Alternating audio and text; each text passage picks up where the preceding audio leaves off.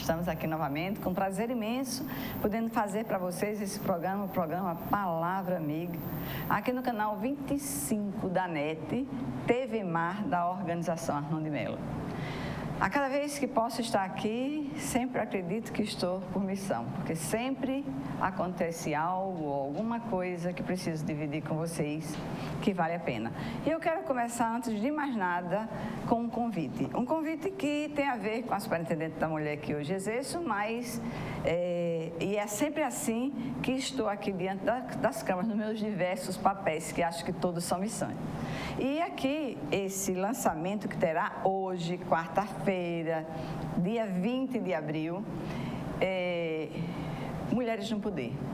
E a Chuma, que é a escritora desse livro, ela é carioca, é a única mulher que está aqui nesse livro, alagoana, contemplada, é a Rosiana Defal. Por isso que eu não poderia, claro, deixar de dizer a vocês, não só porque sendo superintendente da mulher, trabalho sobre o empoderamento da mulher, como também por se tratar de uma escritora famosa internacionalmente, apesar de ser brasileira, e que fez Mulheres no Poder, que vai ser lançado hoje na Bodega do Sertão, às 19 horas, e que você, se estiver assistindo, está convidado. Então, essa aqui era uma das coisas que queria já de início falar, para poder começar aqui o programa realmente falando de algo sério, porque vocês sabem que quando vocês me mandam e-mails ou quando vocês me procuram, eu procuro trazer para aqui exatamente o que muita gente sofre e que gostaria de ter uma palavra amiga, uma resposta para o entendimento daquilo que está lhe acontecendo.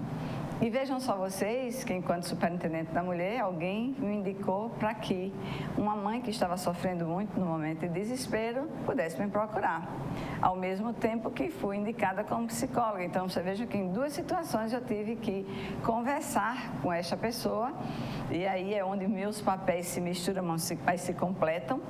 Por quê?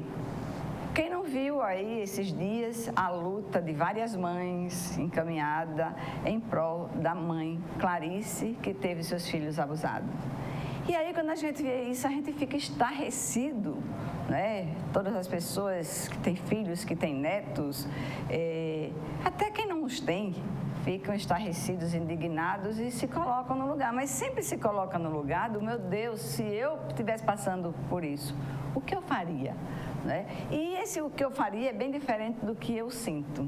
A gente, por mais que a gente tenha essa indignação, esse sentimento de revolta, a gente não sente igual ao outro, né? Porque só quem está passando sabe a dor que isso significa, ou quem já passou.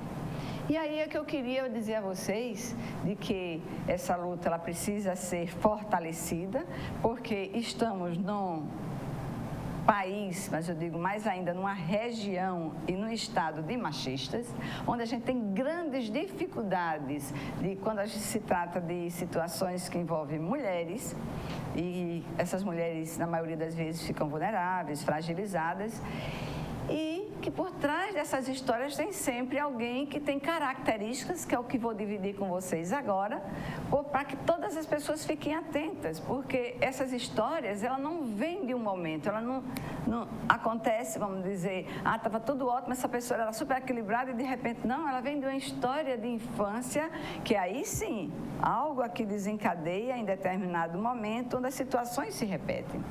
Vamos lá.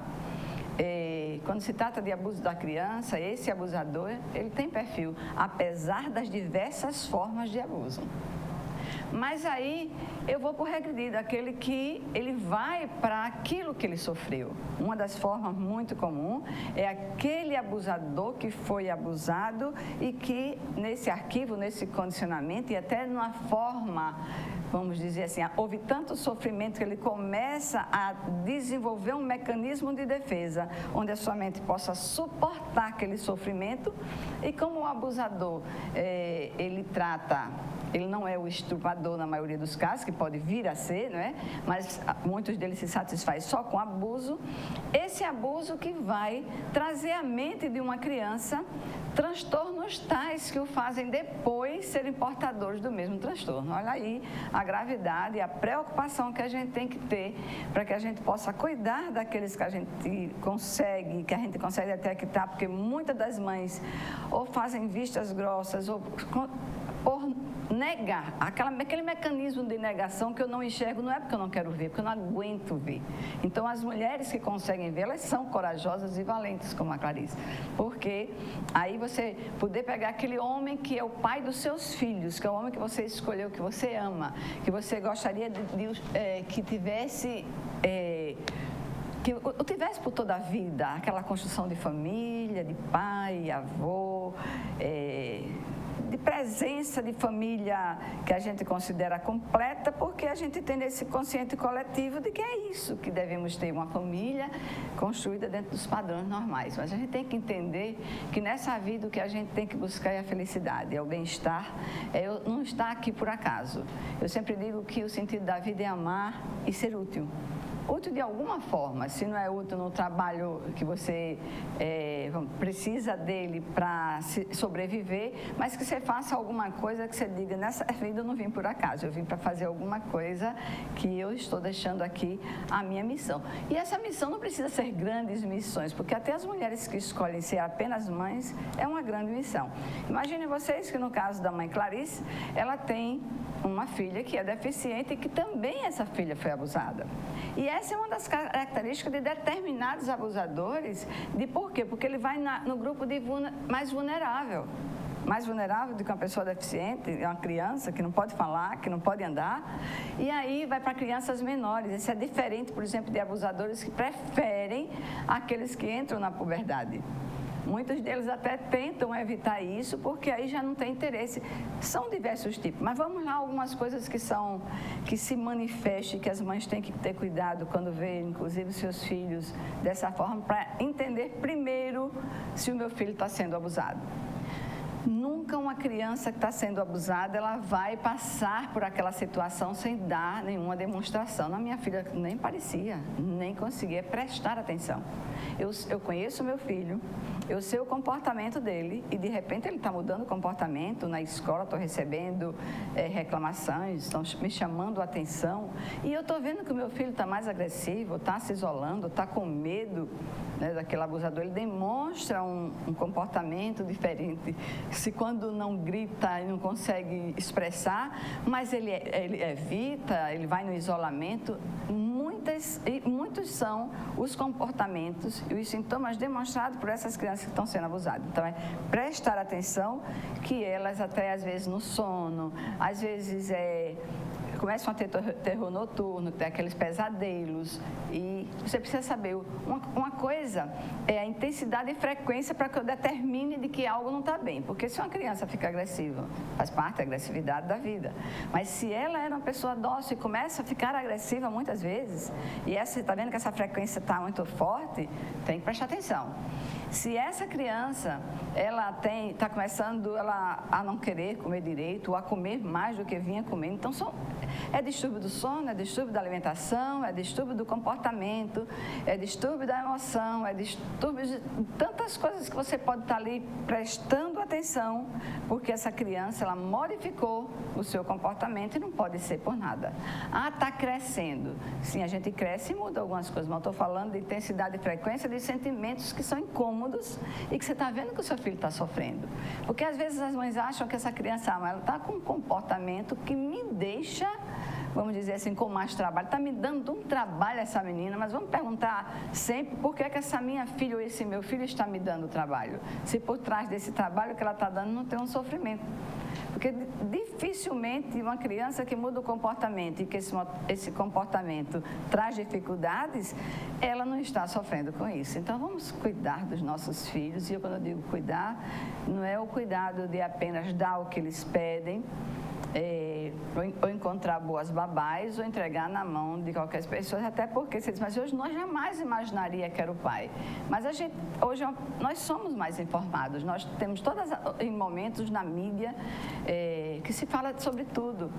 Então, é por isso que hoje eu estou repetindo, que milhares de pessoas repetiram e que vão repetir muito mais, para que fique para cada uma de vocês essa certeza de que ninguém está livre de sofrer com uma pessoa assim. Se eu dei todos os comportamentos da criança, do abusador, termino dizendo de que ele normalmente é persuasivo, ou seja, ele lhe seduz com a conversa dele, normalmente ele passa por essa situação, por isso que ele exatamente sabe como, então ele planeja aquela forma de que ele vai adquirir aquele desejo, e quando ele consegue, ele vai começando na habituação, ele se condiciona, ele se habitua àquelas determinadas situações para ter o prazer que ele deseja.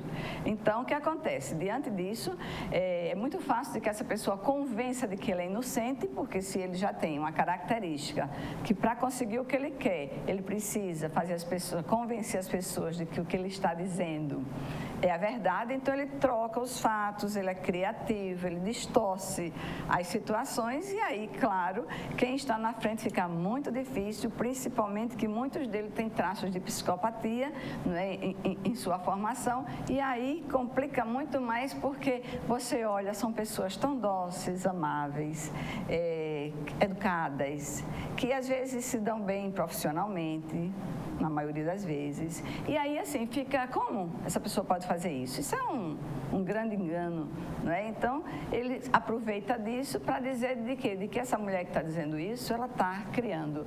Certamente ela está expondo seus filhos para nada, não é? Para o seu bel prazer, para talvez, como eles mesmos dizem, para me ter de volta. Quando, na verdade, essa mãe está sofrendo não só porque esse homem que ela escolheu para ser os pais dos filhos dela a decepcionou e a frustrou, como ela também está frustrada como mulher porque ela amava esse homem. Então, vamos se colocar no lugar, antes de julgar, antes de atirar pedras, antes de fazer o julgamento de forma inadequada, de que a gente se coloque no lugar do outro, porque a gente sempre acha que isso acontece com o vizinho ou com outras que não sejam eu.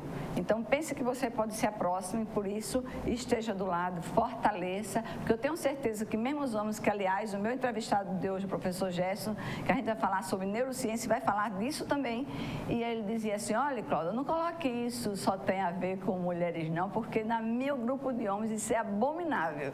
Então, claro que os homens saudáveis que não têm esse tipo de comportamento, eles abominam porque eles pensam que os meus filhos nessa situação, né? Porque a gente sabe que o abusador nem sempre é o pai, mas vejam que isso é uma coisa muito frequente, por isso que vocês não podem deixar de estar atentos. Às vezes é doloroso, custa muito, mas é o futuro do seu filho e a felicidade dessa família. Então, vamos terminar aqui, nesse momento, e no outro bloco eu vou trazer o quê? Aquela nossa conversa com pessoas que eu normalmente trago aqui, escolhida a dedo, porque sei que do outro lado tem alguém ávido para ouvir uma palavra que possa fazê-las entender esta vida e alguns comportamentos. E aí o professor Gerson, ele é especialista em neurociências, muito respeitado, e é isso mesmo que vamos aqui poder estar dividindo com vocês. Por isso, avisa aí aos amigos, aos vizinhos, tragam aqui para a TV Mar, para que a gente possa assistir essa grande entrevista. Então, até já, viu?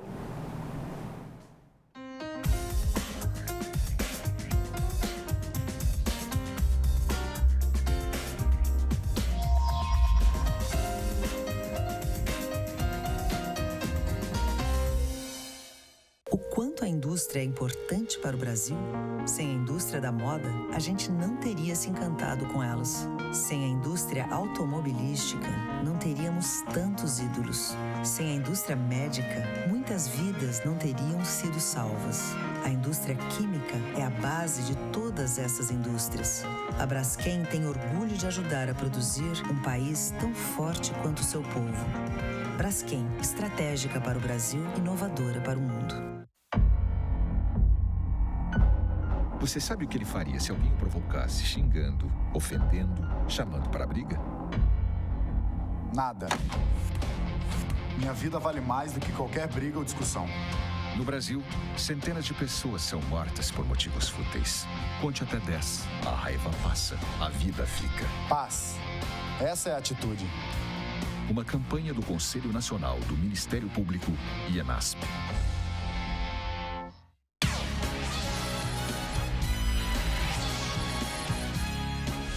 O Tribunal de Contas do Estado de Alagoas realizou na última sexta-feira, 1º de abril, um encontro com todos os seus jurisdicionados. O presidente Otávio Lessa abriu a solenidade agradecendo a presença de todos os gestores públicos que compareceram ao encontro. Eu queria agradecer a presença do presidente da AMA, do vice-presidente da UFEAL, já nominado aqui, os secretários de Estado, os prefeitos, todos os técnicos, a importância de vocês terem, a adesão de vocês estarem aqui, todos. O conselheiro Fernando Toledo falou um pouco da resolução 001/2016 para o público presente. Que é o funcionamento agora do tribunal de forma definitiva, recebendo todas as prestações de conta de forma eletrônica, que vai ter naturalmente todo um ganho para todos nós. Pelo MP de Contas falou o procurador Rafael Alcântara. O trabalho de controle e fiscalização, ele vem para agregar ao gestor.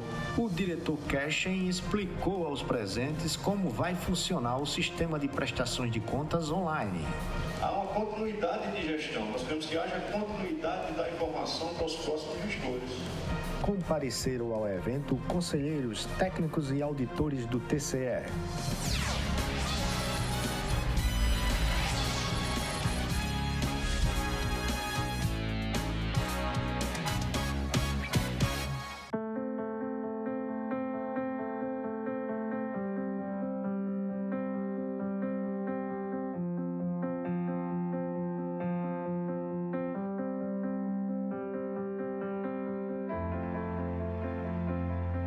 Acreditar nos leva mais longe. Esse ano, a Santa Casa reafirmou o nível 3 de acreditação com excelência. E continuamos a acreditar que podemos ser melhores. Dr. Arthur Gomes Neto, diretor técnico médico CRM-AL 2503, RQE 1874.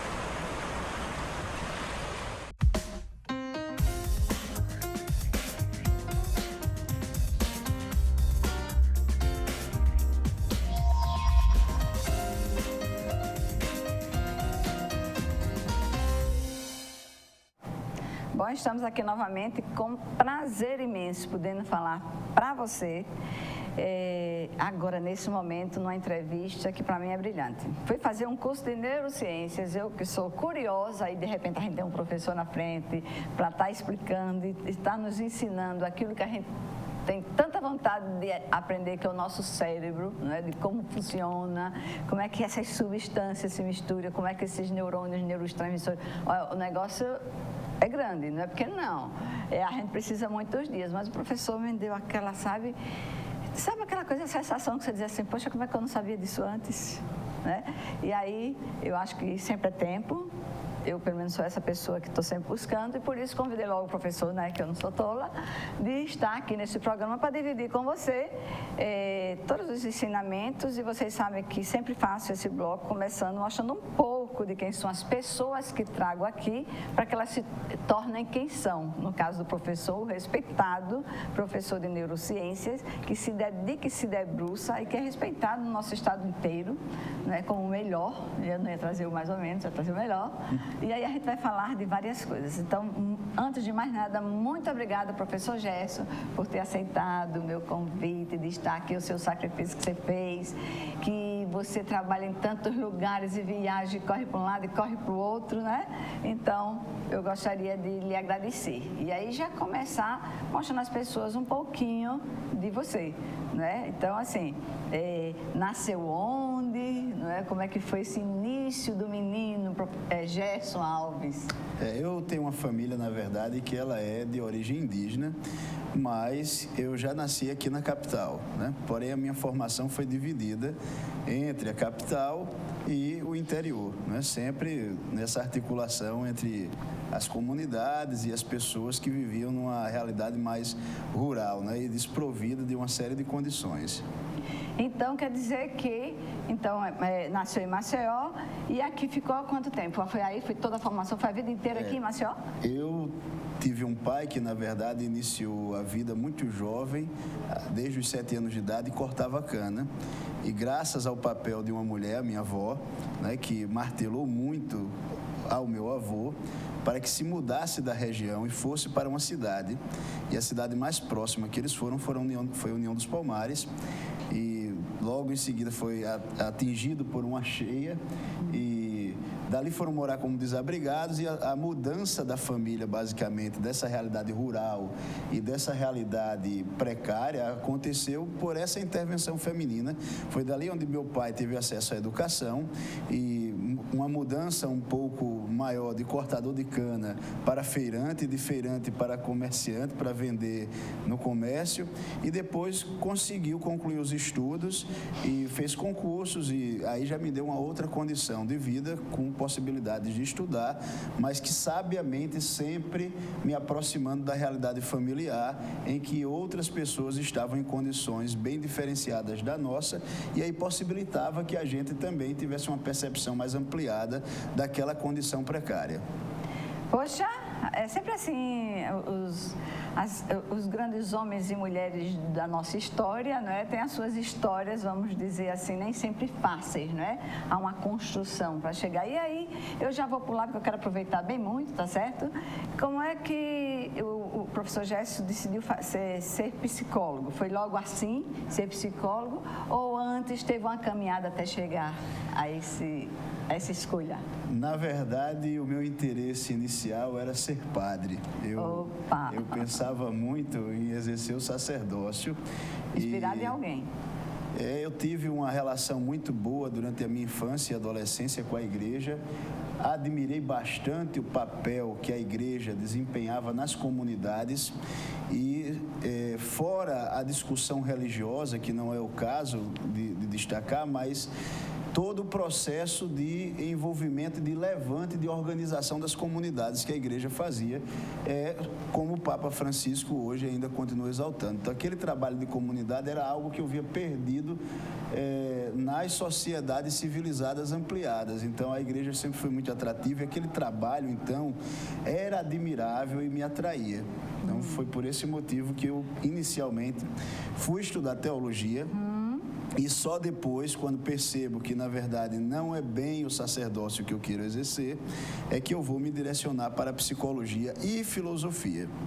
Então, direcionou, né, assim, na área profissional, a psicologia e filosofia. Mas antes que a gente adentre nesse conhecimento, que aí é isso que eu vou querer estar dividindo com vocês, eu queria que você pudesse dizer, até porque ele perguntou se poderia contar com essa sua opinião, intervenção, né, em relação ao que eu falava no primeiro bloco, era o caso da mãe Clarice, que teve 3 filhos abusados. Na psicologia, eu procuro trabalhar com linhas que se articulam com o que a gente chama de pesquisa experimental.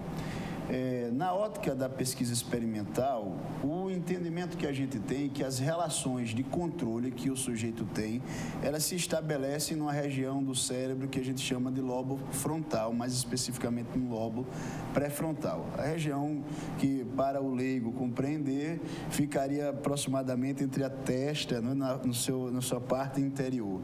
Então, essa estrutura é que coordena, na verdade, planeja e, justamente por conta do planejamento, freia também elementos que temos como resultantes da nossa evolução. né? Elementos bastante primitivos, elementos que, na verdade, conduzem e facilitam a sobrevivência. Então, se o leigo pergunta se temos uma parte, de fato, animalesca, isso é bem verdade. Temos algo, todos os seres humanos têm, algo que pulsa nas pessoas, direcionando para a reprodução, direcionando para a alimentação, direcionando para o descanso, que parece, num primeiro momento, um elemento de preguiça, e temos também esse elemento que nos direciona a afastar de tudo aquilo que parece ameaçador e perigoso e põe em risco a nossa vida. Então, isso são bases de comportamento que acompanham não apenas os seres humanos, mas que são comuns a outras espécies e por isso nós chamamos de características primitivas. É o lobo frontal que, de certa maneira, coordena o que pode ou não passar e a sequência de como deve passar e como ajustar isso ao processo de cultura e aprendizagem que o sujeito vivencia naquela situação, naquela circunstância específica. Então, o que você está me dizendo, professor, é que através do lobo frontal, né, que fica nessa área, aqui se desenvolve, vamos dizer assim, esse sentido do que se pode, do que se não pode, a censura, né, mas também o instinto, o desejo, que vem, né, do indivíduo primitivo, que são esses desejos, esses impulsos que ele não controla. Mas aí, uma coisa que aprendi com você é de que, apesar de todas essas substâncias químicas terem esse papel, o ambiente ele é importantíssimo para que as coisas possam ser concretizadas ou não. É verdade. As pessoas têm uma ideia, às vezes, distorcida quando nós falamos sobre aspectos biológicos. É preciso que todos compreendam que toda a biologia é programada para interagir com o ambiente. Toda a biologia é programada para interagir com o ambiente. O organismo, não vou falar sequer do ser humano, o organismo vivo que não tiver abertura para o diálogo com o ambiente em que ele está inserido, ele se extingue. Então é preciso um diálogo, e esse diálogo não modifica apenas o ambiente. Quando eu estou falando de diálogo, eu estou falando seja troca química, seja circunstâncias sociais que são estabelecidas, eles afetam também o próprio organismo.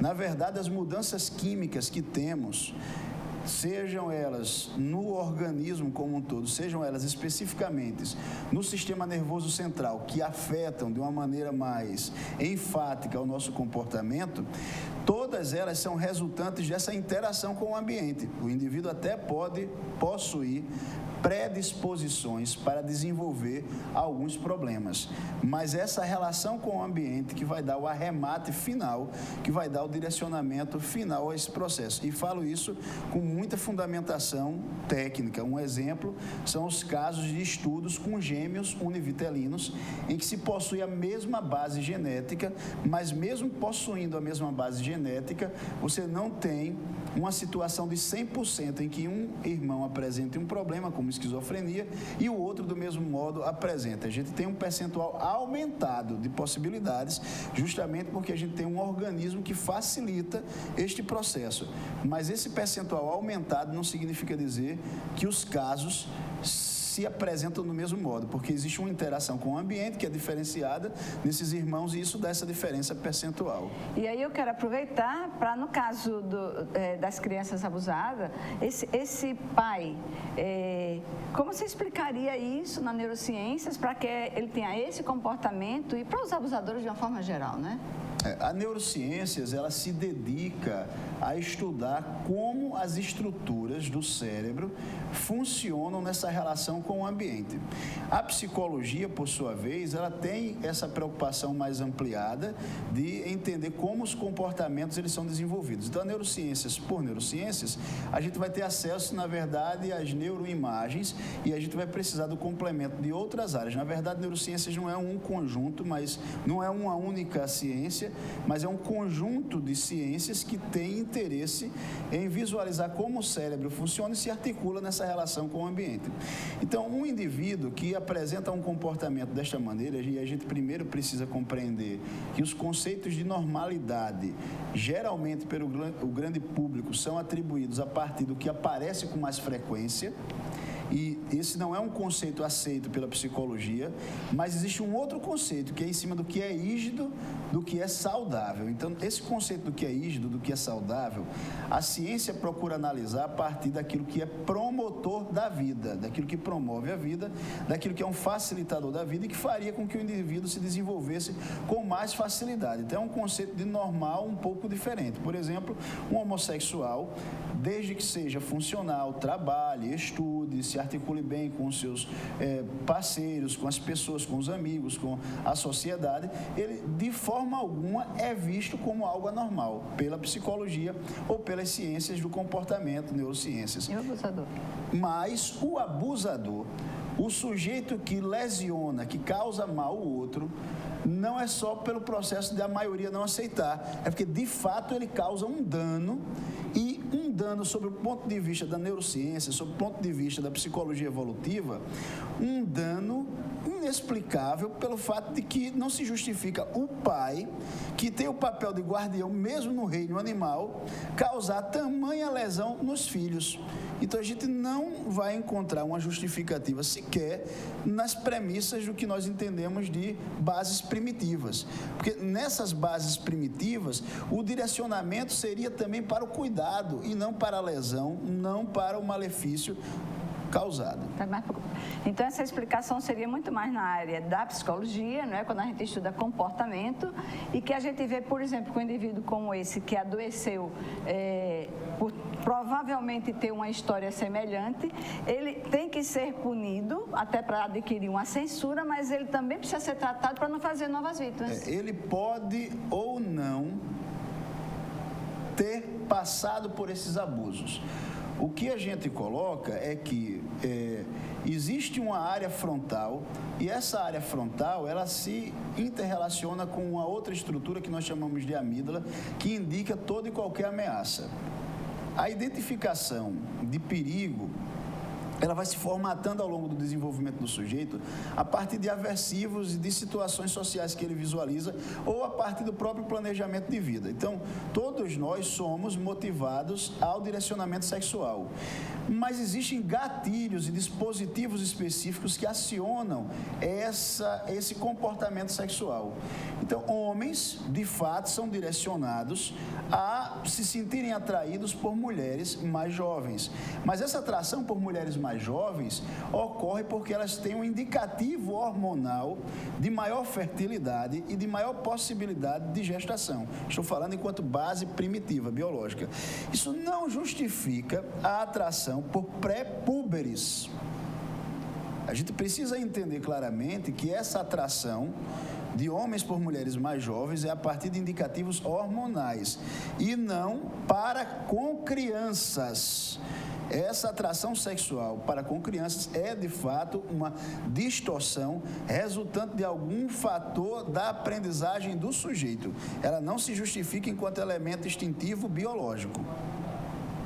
Então, veja só, está muito gostoso isso aqui, mas vocês vão saber muito mais, vai ter muito mais aprendizado, porque agora eu preciso chamar os nossos comerciais, não é? E daqui a pouco a gente tem muito mais com o professor Gerson aqui nessa entrevista, que não é entrevista, é uma aula, né? Então, dividindo com vocês esses aprendizados, esses ensinamentos. Então, até já.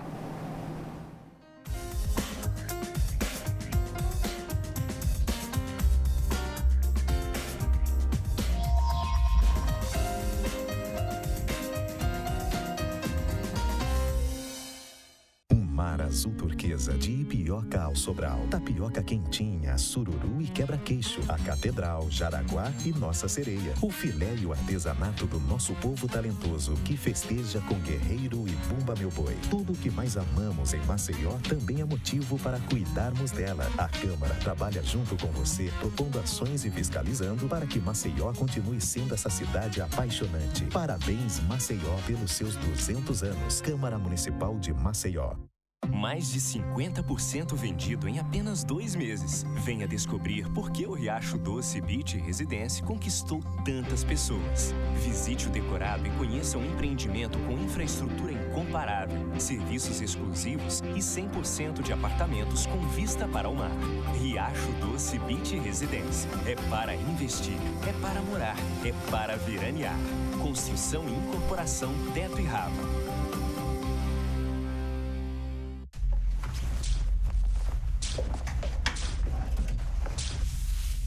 Ô, Ana, você já terminou de passar as roupas? Traz aqui pra mim.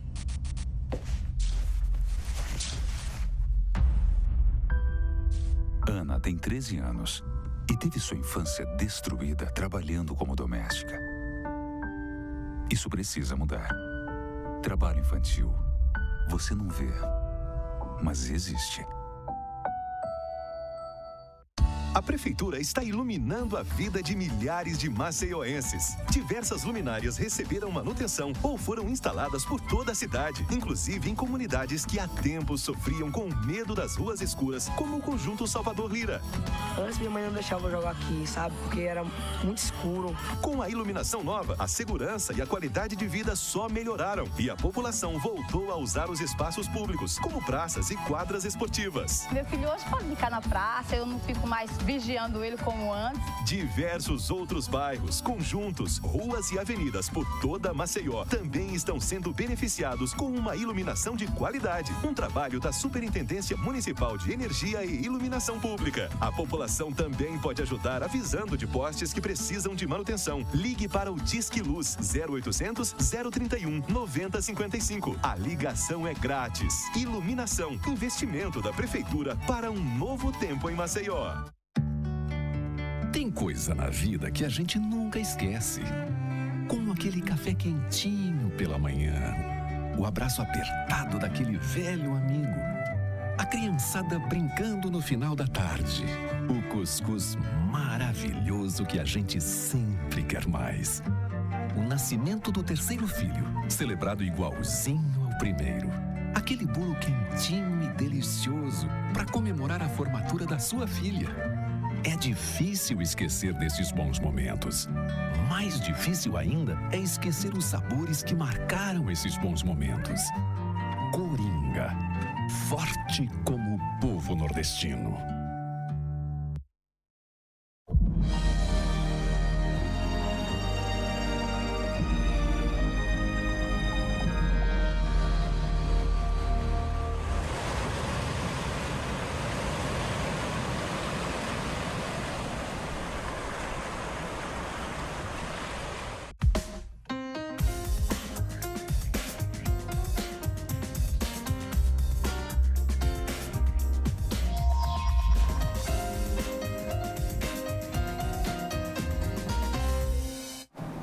Bom, estamos aqui novamente e nesse bloco de entrevista, mas na verdade de conversa, de aprendizado, né, de ensinamento, onde eu estou com o professor Gesso, ele que é professor da UFAL, que ensina em diversos lugares, ele que dá cursos, né, em vários lugares, mas que a gente vinha falando, né, de um caso específico e que agora eu vou falar de algo que vou aproveitar aqui a presença dele para que muitas pessoas que estão do outro lado possam entender ainda mais, por exemplo, a ansiedade. Então, professor, vamos começar com essa ansiedade que está generalizada, que está em todos os lugares, onde a maioria das pessoas... Porque a ansiedade faz parte do ser humano, né? Mas quando ela a tal da intensidade e da frequência, aí já gera patologia. Explica um pouco como é isso. É verdade. Temos um organismo que é programado para apresentar ansiedade. E a ansiedade em si, ela não é um elemento ruim, mas a frequência, a intensidade, o tempo de permanência dela, ela traz bastante prejuízos, principalmente pela liberação de um hormônio específico que é o cortisol.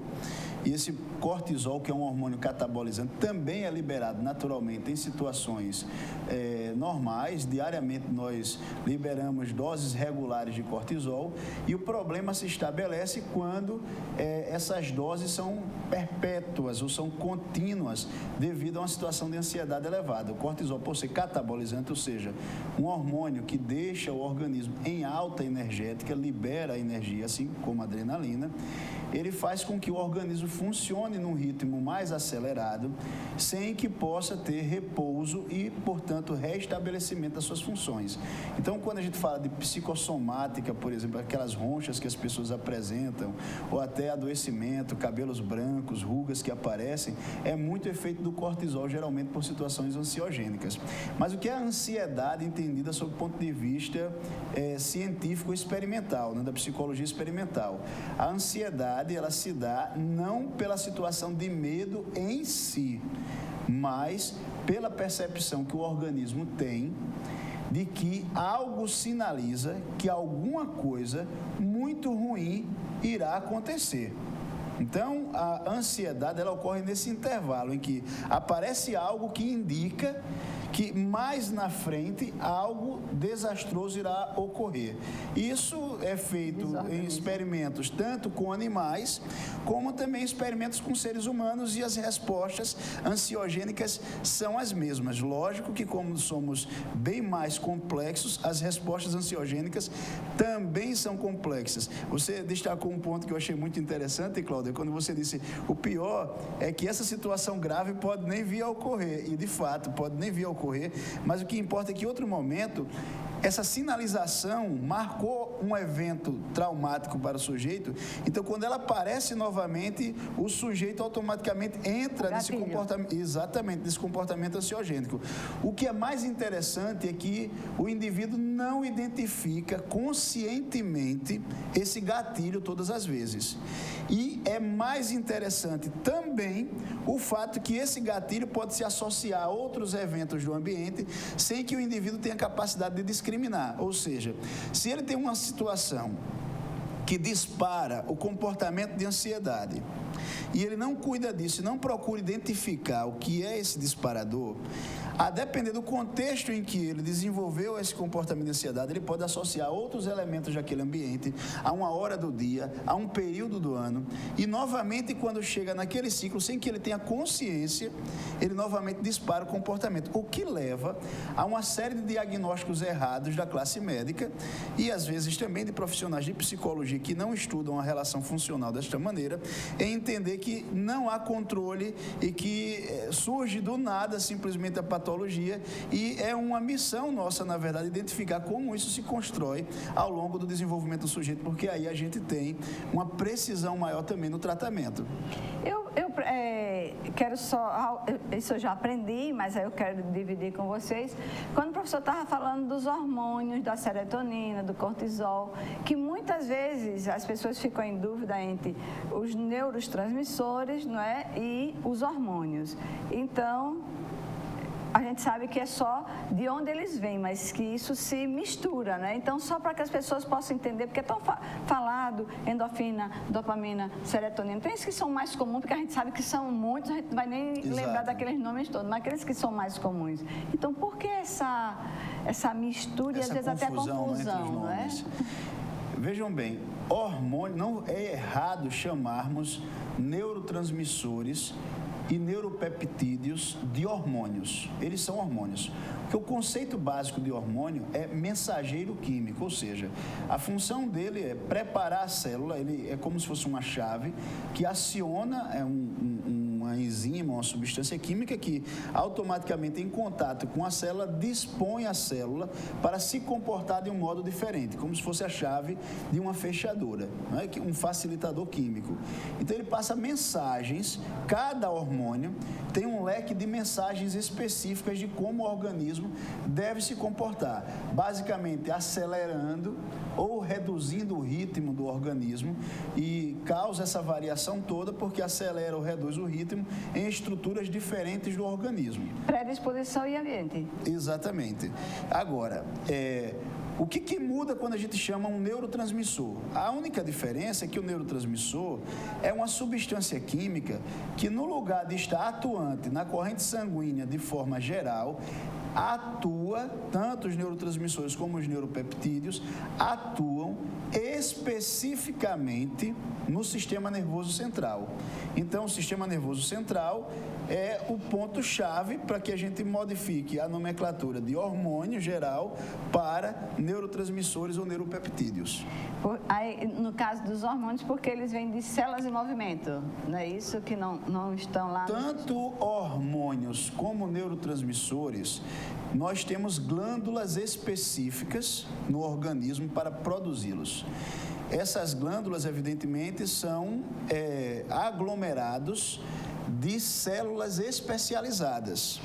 Então, temos, por exemplo, a serotonina, a dopamina, que são produzidas em maior quantidade numa região do cérebro que nós chamamos de tronco encefálico, mais precisamente no mesencéfalo. Aí me permita, na hora que aumenta ou diminui, ela começa a ter uma patologia, não é isso? Na hora que você tem uma dopamina maior e uma serotonina maior em determinada área, já tem. Então, vamos falar, professor, até porque muitas das pessoas leigam, né? Pode achar meio confuso tantas informações ao mesmo tempo, que a gente possa entender que tem os neurotransmissores, esses hormônios que funcionam no sistema nervoso central e que justamente no cérebro, né, nessas áreas, os lobos, né, que quando elas atuam mais ou menos, que doenças podem causar, para que as pessoas entendam porque às vezes elas têm que tomar medicação ou não, um equilibrador químico, um equilibrador químico, que a química dela está desequilibrada. Então, esse exemplo, por exemplo, quando a gente fala das doenças degenerativas, por exemplo, do Parkinson, do Alzheimer, o que acontece? Para as pessoas entenderem como é que essas substâncias atuam. Existe uma diferença entre o mal de Parkinson e o Alzheimer. Então, o mal de Parkinson, por exemplo, ele é resultado de uma diminuição exagerada da dopamina. Essa diminuição ela pode ocorrer porque uma região chamada de substância nigra, presente numa área do tronco encefálico, uma área primitiva do cérebro, ela atrofia, ela morre, ela se degenera, as células que produzem a dopamina, e aí falta dopamina numa região do cérebro que a gente chama de corpo estriado, que é o que controla os movimentos, principalmente a motricidade fina, de maneira consciente. Então, por faltar essa dopamina, que é fundamental para que haja esse controle, o indivíduo começa a perder o controle dos movimentos. Existem outros sinais presentes também no indivíduo com mal de Parkinson, né? Se a pessoa que nos assiste já prestou atenção, quando uma pessoa está muito feliz, ela produz muito mais dopamina e por isso ela também não se contém muito nos movimentos, né? Porque uma abundância maior de dopamina significa dizer que existe uma tendência a uma movimentação maior. Então, o sujeito com mal de Parkinson, ele não só apresenta os tremores, mas ele apresenta uma lentificação dos seus movimentos. Uma outra coisa também que é comum nas pessoas com mal de Parkinson é a dificuldade para mentir. Porque para mentir a gente precisa de dopamina no lobo frontal. E como esse indivíduo ele acaba apresentando uma carência de dopamina, então esse elemento de criatividade, de elaboração também fica comprometido. Então uma pessoa com mal de Parkinson, ela geralmente é verdadeira. Você acaba de dizer a todos os meus telespectadores, professor, que quem mente, né, a mitomania, né, a mania da mentira, ela pode ser uma dopamina, né? De certeza essa pessoa tem uma dopamina em alto grau, né? É o que acontece com a pessoa que tem esquizofrenia, que mente de tal maneira a ponto de acreditar na própria mentira, né? Eu estou falando de uma maneira mais descontraída, não de uma maneira tão técnica, mas a pessoa que apresenta esquizofrenia, ela, ao contrário do sujeito com Parkinson ou com depressão, já possui muita dopamina nas áreas frontais. E geralmente a medicação que ela toma é uma medicação que vai reduzir a quantidade de dopamina no lobo frontal. E por isso as pessoas, principalmente as medicações de primeira geração de quem apresentava esquizofrenia, elas eram muito lesivas porque diminuíam a dopamina de forma geral, então as pessoas apresentavam parkinsonismo com muito mais frequência. Hoje as medicações estão mais equilibradas e aí elas já não agem reduzindo a dopamina do corpo estriado, mas apenas da área frontal do cérebro, e por isso os receptores são diferentes e por isso consegue utilizar uma medicação que atua especificamente naquela região. Então nós temos esses sintomas também reduzidos, né? Mas é bem verdade que de fato mudanças nessa equilibração química representam mudanças comportamentais, as quais entendemos como patologias. Pois bem, mas a gente sempre entendendo de que essas patologias têm as predisposições, as substâncias que não estão ali envolvidas, mas que tem sempre o ambiente que pode acelerar, ou não, às vezes a idade, a partir de tal idade, hoje muito mais cedo as pessoas estão desenvolvendo, mas eu gostaria de aproveitar o máximo o senhor aqui, professor, para que a gente pudesse falar na depressão, que hoje é a doença do século. Então, está assim, presente como sintoma em várias doenças e como doença, vamos dizer, realmente a doença da depressão. Eu vou começar falando sobre a depressão, estruturando o mal de Alzheimer, que era um tópico que eu não apresentei.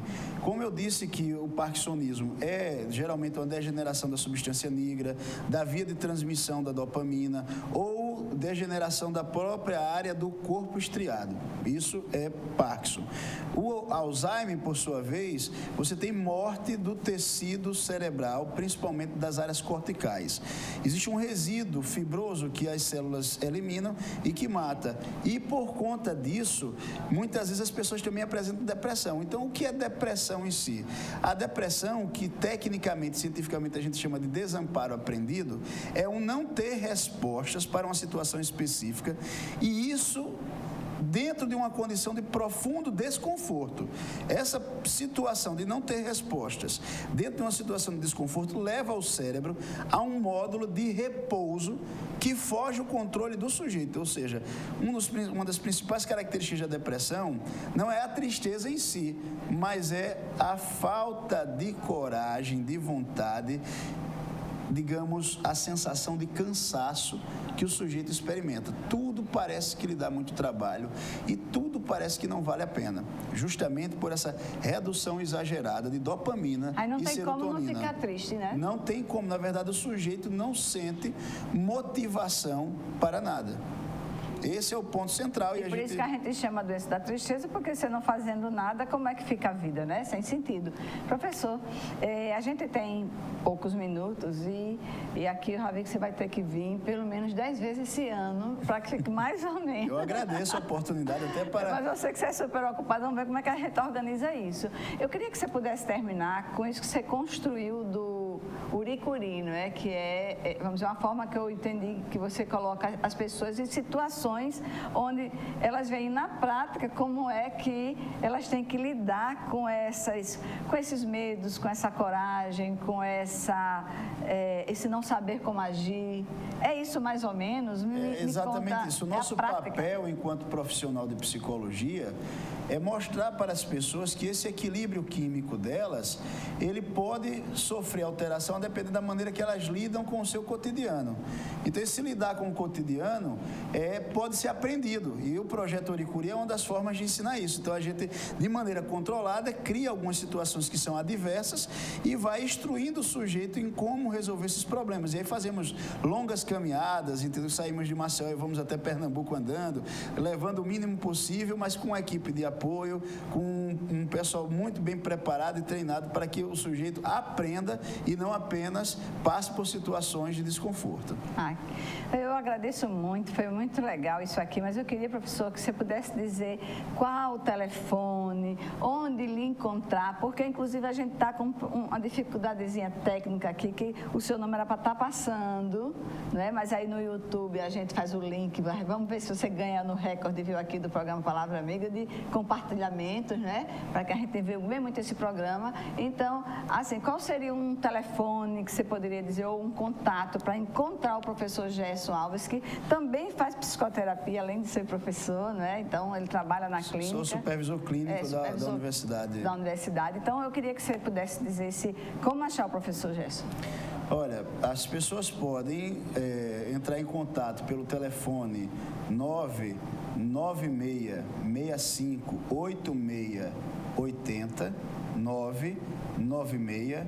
658680 ou escrever para o e-mail institutocomportamental@gmail.com. Bom, aí se eles não gravaram, só é ir lá no YouTube, grava direitinho, volta quando não souber até anotar, não é? E a gente pede a vocês que realmente conheçam, porque é de grande aprendizado. A você, professor Gerson, só lhe agradecer muito ter aceitado o nosso convite e dizer que foi muito bom estar aqui com você, só a agradecer muito, tá? Eu que agradeço, Cláudia. Tá bom. Então, a você, até o próximo programa.